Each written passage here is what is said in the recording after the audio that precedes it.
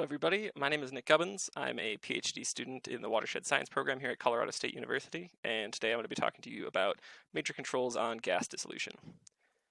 So first off, some introductions are in order. You've never seen my face on these videos before. I am one of Professor Ross's students, and prior to that, I was at the University of Wisconsin-Madison, where I did a lot of gas research, primarily on lakes and streams in northern Wisconsin.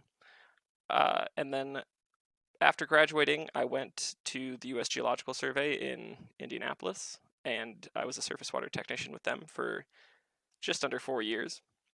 So I am nuts about water, and I'm excited to talk to you about gases today. So, what should you be able to do by the end of this video? Ideally, you will understand the broad scale controls on how gases dissolve into water. You'll be able to apply Henry's law to calculate dissolved gas concentrations in a liquid, and you'll be able to understand basic solubility differences of key aquatic gases. So first off, if we're going to talk gas, we got to talk pressure. Everybody should be familiar with the idea of pressure at this point. Just gases exert a force on whatever's containing them. And partial pressure is the idea that if you have a mixture of gases, they all exert part of that pressure. So Dalton's law says the total pressure of a mixture of gases is equal to the sum of the partial pressures of the component gases. So our friends at Khan Academy have a very nice little cartoon for us. So this is pretty similar to what's in our atmosphere. It's mostly nitrogen, and then there's some oxygen in there, and then a bunch of other stuff. But if you look, the total pressure here is 752 millimeters of hydrogen, and then that is just a sum of the two component parts of oxygen and nitrogen. So put mathematically, I'm a big equation guy, the total pressure is the sum of all of the gases. So the first gas plus the second gas plus the third gas and so on. Or, we'll often think about this, is in molar fractions. So the partial pressure of the first gas is equal to its proportion of the total. So a simple example is what is the PCO2, the partial pressure of CO2 in our atmosphere. So like I said, air pressure is 1 atmosphere. Conveniently, CO2 is about 400 parts per million. That's what that ppm is. And that's a literal thing, so that is the molar fraction of CO2 in the atmosphere. So the equation's pretty simple. We're just going to take 400, divide it by a million, multiply it by the 1 atmosphere, and we can see that the partial pressure of CO2, PCO2, is 0.0004 atmospheres. Cool, pretty easy. So now that we know how to talk about this stuff, let's get into the interesting thing of how will gases interact with water, how they dissolve in there. So there's a bunch of different environmental factors that will influence how much gas gets dissolved. The big one, the one that we just talked about, is pressure. So the higher the pressure, the more is being forced down into the water column, the more will dissolve. Next up is this handy graph on the right, that's temperature. So the higher the temperature, you can imagine sort of like the cartoon in the last slide of all the little things bouncing around. Higher temperature means that water is going to be less densely packed, and it will be harder to dissolve things into it. So as temperature goes up, solubility goes down. You can see its inverse relationship here. And then for salts, or any solutes really, the more solutes that we have in the water, the less gases can dissolve, and that should be fairly intuitive, just that there's less physical space, there's less bonding energy to go into dissolving these gases. And then something that should sort of ring a bell from your thermochemistry stuff, or your thermochemistry lectures, is existing concentration. So the idea that there's going to be some equilibrium that will get reached, and that is described by Henry's law. So let's launch right into that. So Henry's law says that at a constant temperature, the amount of gas absorbed by a given volume of liquid is directly proportional to the pressure in the atmospheres that the gas exerts. That's a very fancy way to say that the higher the pressure, the more will be dissolved. So let's go ahead and look at that as an equation.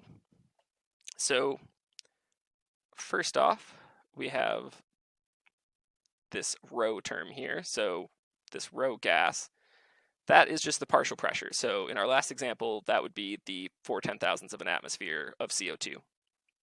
And then this KH is just like your equilibrium values in thermochemistry. It's just a constant that varies by the gas in question.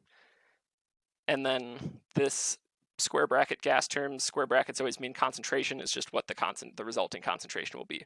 So to walk you through a very simple example that I have lived through is I used to live in Milwaukee, down at sea level.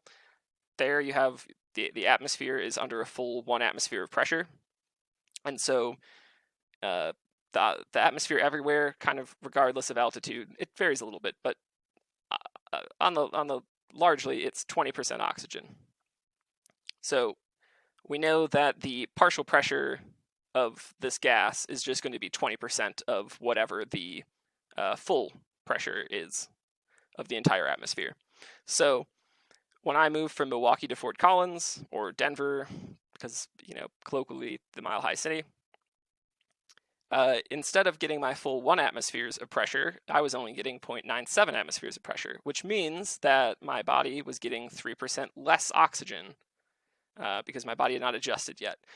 Now, that's not such a big deal. I didn't want to go for a bunch of runs, but I was feeling fine. But if I had moved up to the top of Long's Peak, which is a 14,000-foot mountain here in Colorado, then I would have been getting 85% less oxygen. Now, our bodies compensate for this eventually by just making more red blood cells so that they grab more oxygen. But this is just a sort of simple, intuitive example of Henry's law in action. So these are Henry's constant values for common environmental gases, and this is just to illustrate to you that some gases are just more dissolvable than others. So oxygen, inconveniently for the aquatic heterotrophs, is not that soluble, so it's difficult to maintain high concentrations of oxygen in the water. And then carbon dioxide is pretty soluble. It's like 20 times more soluble than oxygen.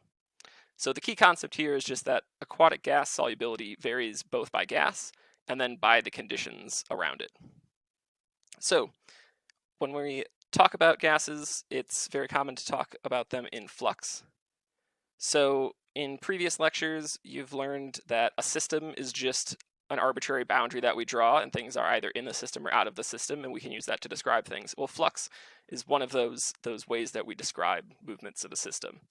So simply defined, it's just the net movement across a system of something. So usually it's expressed as some rate of material per time. Gas also is usually adjusted by area. So discharge, like Q, water moving, that is a flux of water. They do nutrient fluxes. And then gas fluxes is usually how many pounds of this gas are coming off of some unit of area per unit of time. And you can use directionality to say, is it going into or out of the system? So in this example that I have off to the bottom left here, I have this little cartoon of water that has 1,000 parts per million of CO2, so it could be a wetland or something like that.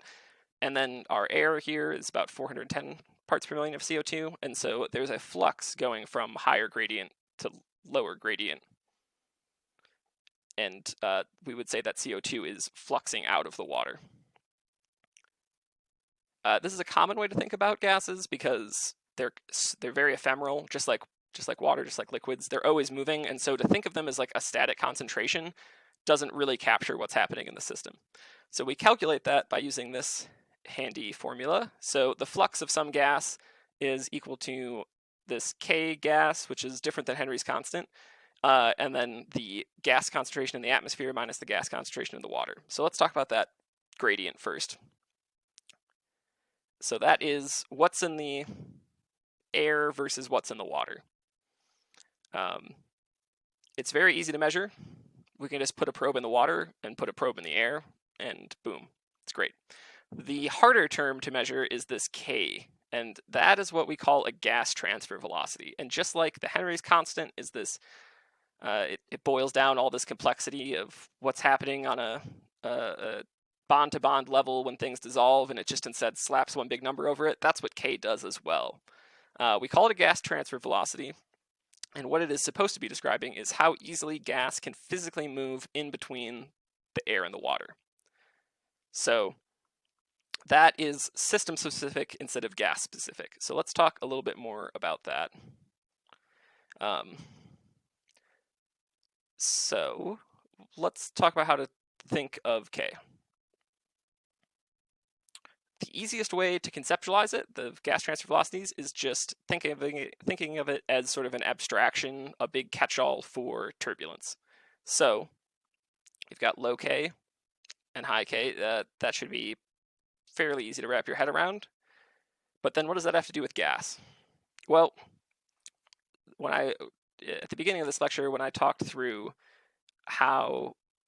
what determines if a gas can dissolve or not, or how much of a gas will dissolve in water, one of the things I talked about was temperature, and that is really just a measure of energy.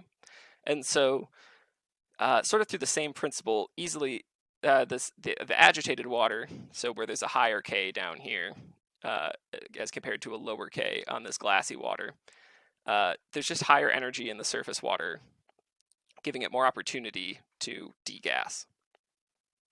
Similarly, we talked about in flux that there's it's usually talking about area for a gas, and higher Ks also usually express that there's higher roughness of the surface, which effectively gives it more surface area. So if you think about looking down at this water from above, very turbulent waters down at the bottom of this picture where there's a high K, there's effectively more surface area per square footage of water than there is where it's a glassy surface. So again, it's just more opportunities for gas exchange. And then another big part of this is gradient refresh. So gas needs to come from wherever it has entered the water column or wherever it is dissolved, and it needs to make it up to the very top sliver where it can interact with the air and it can exchange between them. And so in very smooth and glassy conditions, that gradient will stay empty. So a bunch of CO2 will leave the top of the water and go up into the atmosphere, and then it will take time for the CO2 further down the water column to then diffuse up to the top so then it can exchange out. So by having a really well mixed system, you're constantly bringing in water from lower in the column up top, and there's always a greater opportunity for gas exchange to occur. So I had hit on this a little bit before, but you could probably imagine that trying to measure how turbulent the surface of water is, or how turbulent the water is in general, because it also rolls in things like how rough the bottom is and how much total energy is in the water. This is crazy hard to measure because it encompasses so many different things, and also whenever you try and stick anything in the water to measure it, it causes turbulence and then messes up what the actual K value is. So yes, very difficult to measure, hard to measure directly. There are interesting ways using the flux formula that you can calculate net flux and the gradient and then crunch out what the K is from there, but that is beyond the scope of this lecture. The key concept here is that aquatic gas flux is determined both by its gradient and the turbulence in the system. Great. Well, this has been your introduction to major controls on the dissolution of gases. Thanks for listening.